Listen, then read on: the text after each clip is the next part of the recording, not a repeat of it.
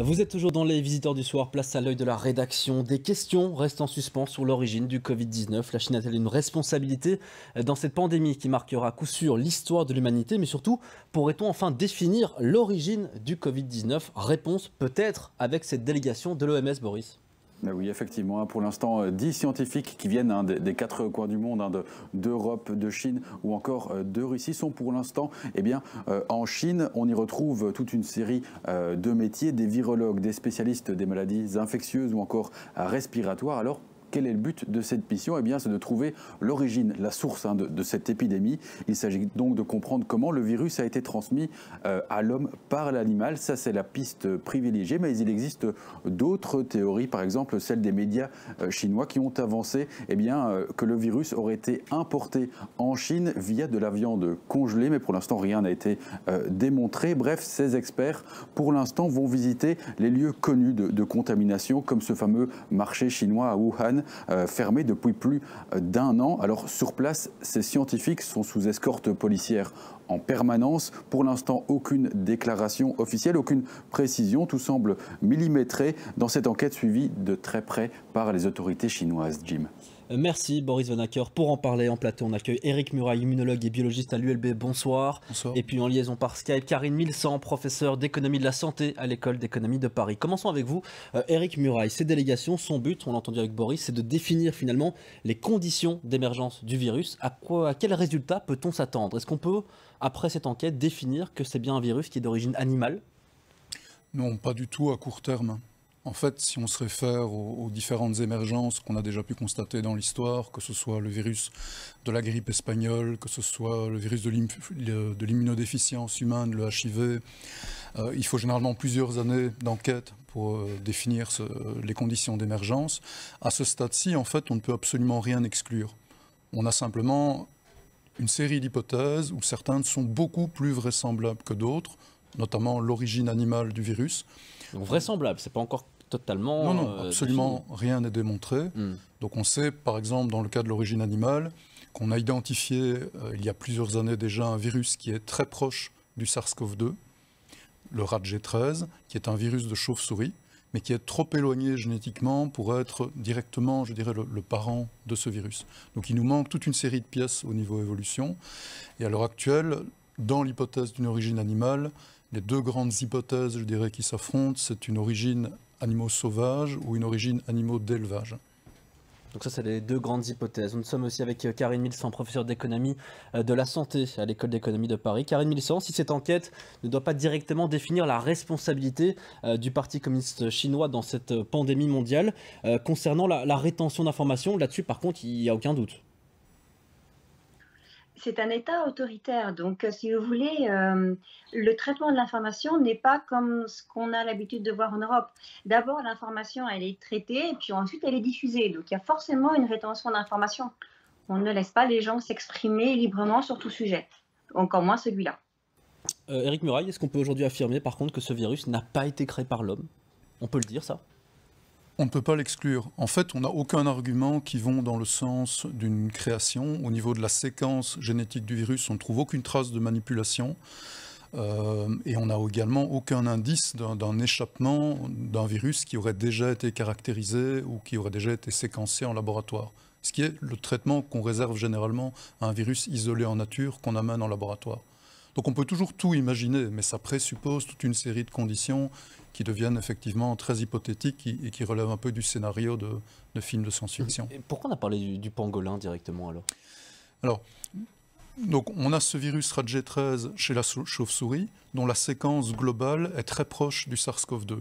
Et donc dans le cas du pangolin, on a une séquence de la protéine spike, donc la fameuse protéine qui permet d'infecter nos cellules. Eh bien, chez le pangolin, on avait isolé un virus dont la séquence du spike et d'une partie très importante de la protéine spike pour fixer le récepteur sur nos cellules était très proche du SARS-CoV-2. Et donc, au tout début de la pandémie, on a émis l'hypothèse que deux virus différents un virus trouvé chez la chauve-souris et peut-être un virus du pangolin, et puis mixer leur génome et produire quelque chose qui ressemblait fortement au SARS-CoV-2. On a plus ou moins abandonné cette hypothèse à ce stade. Pour le moment, aucune information n'a filtré, hein, aucun résultat d'enquête à ce stade. Un mot peut-être, Karine Milsan, sur le caractère indépendant de cette enquête. On a tous vu ces images de la délégation aller visiter le musée en hommage aux victimes du Covid. J'imagine, Karine Milsan, qu'ils n'ont pas toutes les libertés là-bas. C'est une ouverture qui va forcément être contrôlée. C'est déjà un pas, si vous voulez, par rapport à ce qu'on avait pu observer durant le SRAS en Chine il y a presque 20 ans. Donc en fait, effectivement, les autorités à la fois laissent une certaine latitude à cette mission tout en contrôlant parfaitement tous leurs déplacements. Donc oui, c'est... Il y a une longue tradition aussi de propagande par l'image, non, en Chine, justement? L'image est excessivement importante, si vous voulez. C'est une manière de dialoguer avec le public pour faire passer des messages excessivement importants. Donc vous avez les mots, mais les images qui viennent accompagner les choses seront un élément crucial. Donc là, par exemple, quand sur les images de la délégation, vous les voyez se rendre sur les morts pour honorer les morts du Covid, c'est un message également pour l'extérieur, mais aussi pour l'intérieur, comme quoi on n'est pas revenu à lutter, mais on rend hommage à tous ceux qui en sont décédés. On parlait de rétention d'informations un petit peu plus tôt. Concernant par exemple le nombre de morts de la Chine, ça reste toujours un petit peu flou à ce niveau-là. Je ne pense pas qu'il faille s'arrêter, surtout pour la Chine, sur un chiffre. Je pense qu'il faut oublier les chiffres. Ce qui est important, c'est l'évolution de ce chiffre. Si on voit le chiffre de nouveau augmenter, ça signifie que la situation redevient critique. Ce n'est pas le cas aujourd'hui. Donc on peut se dire que même s'il y a un nouveau foyer dans la province qui est près de Pékin, la province du Hebei, eh bien les choses sont relativement encore sous contrôle. Donc et il met tout en place pour que ça le soit. Donc du coup, il faut garder un éloignement par rapport aux chiffres. Et puis, il faut savoir quand même qu'au début de la crise, elle s'est faite en 2 temps. Ce début de la crise a eu lieu en 2 temps. Le premier temps, c'est dans la province elle-même, le temps que les autorités prennent conscience de la gravité et prennent conscience qu'ils ne pouvaient pas gérer eux-mêmes la situation. Pourquoi ne pas faire, vous allez me dire, pourquoi ne pas faire remonter de suite ça aux autorités centrales? Eh bien, c'est parce qu'en fait, en Chine, vous avez une très forte corruption, que le président Xi Jinping s'est positionné comme étant celui qui allait lutter contre cette corruption. Et donc, les dirigeants locaux, et surtout au niveau de la province, ont une relative peur de ce pouvoir central. Et donc, la première chose qu'ils font, c'est tenter de gérer les choses par l'intérieur, eux-mêmes, avant de, quand ils voient que les choses leur échappent, déléguer ça au pouvoir central qui peut aller, dont la préoccupation peut être beaucoup plus large que ce pourquoi on leur fait appel. On fait appel à eux. Et donc, il faut bien voir que dès le départ, on n'a pas les chiffres exacts, il est difficile de compter. Et puis ensuite, il a fallu rassurer la population. Il a fallu faire en sorte de mettre en place des choses pour contrôler l'épidémie. Et comme je vous ai dit tout à l'heure sur l'information, le contrôle de l'information, contrôler ce qui en sort est un élément important. Par ailleurs, savoir quand les gens sont polypathologiques de quoi est réellement morte la personne, c'est toujours un peu compliqué. Et donc, il y a, même si c'est difficile à l'entendre, il y a une espèce de jeu, si vous voulez, sur les chiffres qui sont donnés. Donc, véritablement, au moins pour la Chine, il faut plutôt regarder l'évolution de ces chiffres que s'en tenir aux chiffres nominaux, qui n'auraient pas... voilà. Alain Courtois. Oui, je rebondis là-dessus. Effectivement, je pense qu'on va se poser une question sur cette visite, parce que je vais vous donner 3 informations et on va les cumuler. Vous allez voir quand même, c'est bizarre. D'abord, le calendrier de cette mission est tout à fait opaque. Personne ne connaît le calendrier d'avance. Alors, ils ont été visités donc l'hôpital Wuhan, ils ont été visités le centre de virologie et le laboratoire P3P4, et puis le fameux marché fermé. Première info. Deuxième info, les autorités chinoises disent « on ne cherche pas un coupable, mais c'est une coopération de recherche entre scientifiques pour savoir quelle est l'origine ». Et alors, le plus fort, c'est l'OMS elle-même qui dit aujourd'hui « le succès d'une enquête sur une transmission de l'animal à l'homme ne se mesure pas forcément à trouver absolument une source lors de la première mission. Et vous avez tout compris en disant, bon, voilà, c'est une mission, ils ont été 14 jours en quarantaine, je pense, et puis on leur fait leur calendrier la veille, hein, parce qu'on ne le publie pas avant, et puis vous avez déjà une connexion d'informations opaque. Donc voilà, je pense. C'est à se demander ce que sera cette mission d'enquête op het eind van de dag, comme on dit. Éric Muraille. Mais en fait, il ne faut pas voir cette mission des experts réellement comme une enquête, parce que les experts ne feront aucune collecte de terrain eux-mêmes. Ils vont simplement avoir accès à une série d'informations qui auront été collectées. Ils récupèrent les données, finalement. Ils vont récupérer une partie des données qu'on voudra bien leur donner, mais ils ne feront pas d'investigation sur place. Et donc, ici, par rapport à ce qu'on connaît, les investigations cruciales à faire, ce serait justement des collectes de données dans les élevages d'animaux comme le vison, ou des collectes de données en nature, et toute une série de séquençages, ce qui n'est absolument pas à l'ordre du jour à l'heure actuelle.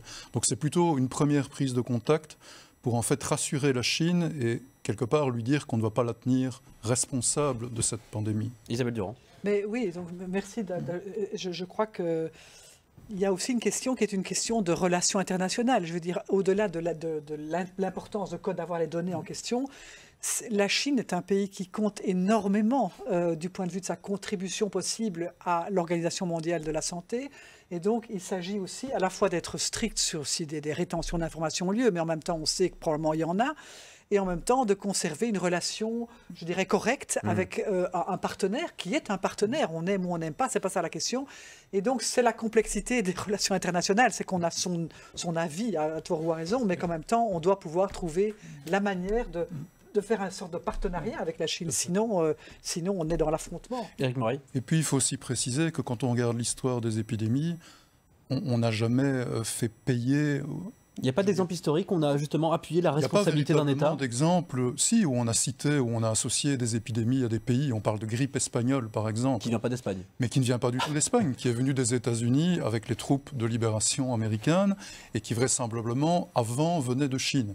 Donc, je dirais, il n'y a pas d'exemple, en fait, où on ait fait payer un pays une épidémie, c'est parce qu'elle est sortie de son sol. Karine Milsan, on parle de cette enquête indépendante de l'OMS actuellement à Wuhan. Pour le premier SRAS, par exemple, là, ça n'avait pas été autorisé aussi simplement que ça. Non, il faut rappeler en fait que les pays sont souverains. Donc l'OMS n'est pas une super autorité qui peut décider de ce qu'elle fait. Elle ne peut en fait agir que si le pays le laisse agir. Donc c'est un jeu très subtil où elle est amenée en fait à obtenir l'accord du pays. Et donc son objectif présent, c'est de montrer qu'elle est là pour jouer, comment dire, elle n'est pas là pour s'opposer à la Chine et pour présenter la Chine comme la grande coupable. Elle est là, au contraire, pour être dans la collaboration. Et donc, je suis d'accord avec ce qui a été dit. C'est vraiment une première étape, c'est vraiment une première visite pour rassurer, en fait, pour montrer que l'opinion internationale ne sera pas non plus à l'affût de ce qui pourra sortir de l'enquête, des éléments qui pourront incriminer tel ou tel élément chinois, mais au contraire d'essayer de comprendre pour pouvoir par la suite lutter contre l'épidémie. Donc l'objectif de l'OMS, c'est vraiment de rassurer la Chine comme étant un pays appartenant à l'Organisation mondiale de la santé, un des pays phares de l'Organisation mondiale de la santé. De la part des autres pays, c'est ne pas non plus les critiquer parce que c'est un partenaire économique excessivement important. C'est aussi un partenaire qui a étendu sa sphère d'influence diplomatique, et notamment sur le continent africain. Donc, il s'agit ici d'une partition très subtile où, évidemment, que la Chine ne laisse pas cette commission aller où elle le souhaite, mais il faut vraiment le vivre comme une première étape. On va retourner vers Boris Vanacker en rédaction LN24. Boris, différentes théories pullulent sur les internets, mais aujourd'hui on reparle à nouveau de ce laboratoire à Wuhan, le laboratoire P4. Mais effectivement, Alain Courtois le disait plus tôt, hein, l'équipe s'est rendue à l'Institut de virologie de Wuhan. On y stocke et on y étudie surtout plusieurs virus. Et Donald Trump, souvenez-vous, avait accusé ce centre d'avoir finalement laissé échapper ce virus de l'un de ses laboratoires. Alors le chef des experts de l'OMS, joint par téléphone, eh bien, juge que finalement cette théorie, elle est plutôt digne d'un excellent film de science-fiction et qu'il n'existe pas pour l'instant de preuves. Ces laboratoires sont ultra sécurisés. Par contre, les experts estiment que cette visite est peut-être un premier pas dans la compréhension de l'origine de ce virus, Jim. Éric Muraille, on a vu cette théorie du complot depuis le tout début de la crise. Ce genre d'enquête pourrait permettre, in fine, de faire une croix sur un tas de théories qui ne tiennent tout simplement pas. Sans doute sur le très long terme, c'est par exemple ce qu'on a vu avec le HIV. Dans les années 80-90, on a émis des hypothèses comme quoi c'était une arme pour éliminer les homosexuels, par exemple. On a aussi émis l'hypothèse que c'était peut-être le produit d'une vaccination en Afrique qui avait dégénéré. En fait, il a fallu plus de 30 ans pour établir que ce virus était déjà présent en Afrique dans les années 20-30, ce qui excluait toutes les hypothèses complotistes. L'un des enseignements aussi de cette enquête, de ce que pourrait donner cette enquête finalement Éric Muraille, c'est peut-être aussi au niveau de l'organisation économique, au niveau de notre mode de vie. Vous avez parlé tout petit peu plus tôt de l'élevage intensif. Ça pourrait être aussi une des raisons de l'apparition de ce genre de virus et peut-être aussi d'une réapparition dans les futures années à venir. Oui, tout à fait. Donc le HIV, c'est l'envahissement des écosystèmes. Par contre, l'émergence notamment de toute une série de grippes par le virus influenza sont clairement liées aux conditions d'élevage intensif chez le porc et le poulet. Et donc on suspecte à l'heure actuelle très fortement les élevages de visons d'être un des incubateurs pour ce type de virus, de coronavirus. Et donc surveiller ces élevages, réguler les interactions entre les humains et les animaux dans ces élevages, et surtout réaliser ce qu'on fait déjà pour le virus influenza à l'heure actuelle, c'est-à-dire une surveillance des travailleurs qui sont en contact avec les animaux, prélever leur sang régulièrement, checker la présence de différents virus. Ça, c'est effectivement une manière d'anticiper les prochaines épidémies, et c'est quelque chose effectivement qui pourrait être décidé sur base de cette enquête. Si on arrive à avoir plus d'arguments en faveur d'une origine, visons par exemple, ou à niveau d'élevage en général, pour le SARS-CoV-2, ça supporterait évidemment toute une série de mesures de surveillance de ces élevages. On sait plus ou moins quand est-ce qu'on aura les premières informations concernant cette enquête. On a une idée de ça?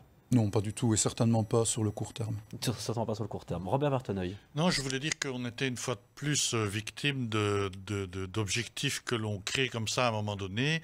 Et c'est pour ça que dans les médias, on doit toujours faire attention à la manière dont on présente les choses. Quand on a présenté cette mission en Chine, on l'a appelée une mission d'enquête. Ce n'est pas une mission d'enquête. Et donc, du coup, mission d'enquête, on a l'impression qu'on va savoir tout après cette mission. Non, c'est pas le rôle de cette mission. Cette mission, c'était le rôle, d'abord, c'est de garder le contact avec la Chine, parce que comme on l'a très bien expliqué, il faut le garder. C'est aller chercher un maximum d'informations, et ils ne vont pas tout nous dire, mais au moins ce qu'ils nous diront, ça permettra de commencer à comprendre. Puis il y a un élément important, à partir du moment où on est sûr de rien sur l'origine, on est à peu près sûr quand même de dire que ce n'est pas une manipulation. Dès lors que ce n'est pas une manipulation, on va quand même pas se mettre à faire le procès d'un pays dans lequel tout à coup on a découvert une maladie. Sauf à penser qu'une fois découverte, ils n'ont pas transmis les informations suffisamment tôt. Ça semble être un élément effectivement avéré. Et donc c'est un peu là-dessus qu'il faut s'interroger. Et sans doute qu'à l'intérieur du multilatéralisme, on y revient, dans l'OMS, on peut s'interroger sur les questions de transmission de l'information par rapport à des choses qui sont créées. Maintenant, soyez clairs, moi j'ai fait 2 missions en Chine dans un autre domaine, dans le domaine des chantiers de la construction. Chaque fois que vous visitez quelque chose en Chine dans des missions officielles, vous avez 3 intervenants, celui que vous visitez, le représentant de l'organisme dont vous êtes issu, moi j'avais un syndicaliste chinois qui me recevait, et vous avez un représentant du Parti communiste qui reprend la parole systématiquement dès que vous posez une question dérangeante. Donc ne vous faites aucune illusion, vous n'aurez jamais la totalité de l'information quand vous allez en Chine.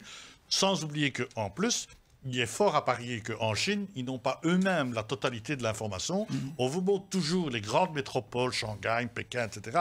Là, on peut être à peu près sûr qu'ils ont des statistiques, mais la Chine est un pays immense, avec des zones où il y a très peu développé, et où on n'est pas du tout sûr qu'on a une information statistique à la pointe de ce qui se passe dans ces contrées-là. Donc avoir une information précise de ce qui se passe en Chine, je crois que c'est déjà naturellement impossible. Karine Milsan, vous qui avez vécu en Chine pendant un certain nombre d'années, vous confirmez tout ce que vient de dire ici Robert Warteneuil? Oui, globalement, c'est complètement exact. Et même la formation en fait, des professionnels de soins est très hétérogène suivant le territoire. Vous avez des gens qui ont très peu de formation et qui ont pour vocation de devenir médecins dans les niveaux local, au niveau rural. Et puis, vous avez des médecins qui ont des niveaux de formation totalement équivalents à ce qu'on peut trouver en Europe ou aux États-Unis, c'est-à-dire qui ont fait 9 ans d'études. Et donc, vous avez 9 années qui séparent ces deux catégories de médecins. Donc, si vous voulez, on parle vraiment d'un pays qui n'a pas cette hétérogénéité dans l'offre de soins, qui a une population qui est très hétérogène. Les gens, lorsqu'ils ont atteint un certain niveau d'études, gagnent plus que ce qu'on peut gagner en Europe. En revanche, ils côtoient des gens qui ne gagnent absolument rien et qui n'ont aucune protection sociale. Et là, je ne parle même pas des zones rurales où la situation peut être, surtout pour les personnes âgées, encore plus dramatique. Donc, c'est cette très grande hétérogénéité qui complique les choses. À cela, vous ajoutez les problèmes de corruption qui font que l'information ne remonte pas. Et vous comprenez parfaitement pourquoi il ne faut pas s'arrêter sur les chiffres. Éric Muraille, pour conclure ici, on peut quantifier, modéliser finalement notre réaction si on avait appris plus tôt, peut-être, on n'a pas encore évoqué le docteur Li Wenliang, qui était le docteur lanceur d'alerte, qui était le premier à mettre en exergue comme ça qu'une maladie respiratoire circulait dans le pays. Qu'est-ce qu'on aurait pu faire en plus si on l'avait su 2-3 mois plus tôt? Ça aurait changé quelque chose? C'est clair que pour toutes les épidémies, plus vite on réagit, plus vite on s'attaque au cluster et plus on a une chance d'éviter la globalisation de l'épidémie. Donc les quelques rares pays, la Nouvelle-Zélande par exemple, qui a réussi à très bien gérer la situation, ils ont tout fermé au départ et surtout ils ont identifié les clusters très très tôt. Ce que l'Occident, par exemple, n'a pas du tout fait. L'Europe, les États-Unis n'ont absolument pas eu cette stratégie-là, alors qu'ils étaient parfaitement au courant du fait qu'on avait une grosse épidémie en Chine. Donc oui, on aurait pu réagir plus vite. Mais d'un autre côté, l'Europe n'a pas réagi sachant qu'il y avait une épidémie en Chine. C'est vrai. Et donc pour l'Europe, je ne pense vraiment pas que ça aurait changé les choses si la Chine avait communiqué 1 ou 2 minutes plus tôt. Et je voudrais juste ajouter un tout petit point. Ce serait vraiment une très mauvaise idée de sanctionner la Chine ou même de la stigmatiser parce que l'épidémie est née sur son territoire. Parce que, comme vous l'avez dit, c'est la transmission de l'information, l'alerte qui est très importante. Et donc dire à un pays, on va avoir des représailles contre vous si vous alertez parce que vous avez une épidémie sur son sol, ça amènera les pays à se fermer de plus en plus et à garder l'information pour eux. Merci Éric Muraille, surtout merci Karine Milsan. Éric Muraille, vous restez un tout petit peu avec nous. Merci Karine Milsan en liaison Skype avec nous depuis Paris.